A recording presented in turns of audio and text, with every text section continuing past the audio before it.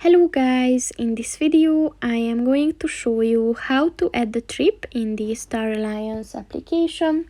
But first I just want to mention, don't forget to subscribe to my channel, because at 10,000 subscribers I am going to show you my whole YouTube revenue statistics and growth strategy, as well as how to make money online.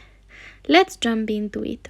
First of all, open the application on your phone. And then click on the My Trips button at the bottom of the page. And then just click on the Add Trip button and name your trip first. And then click on the Add Flight button, where you can add the flight information, like the airline you're traveling with, your flight number. You can choose where you're traveling from and where to. And you can also set the departure date.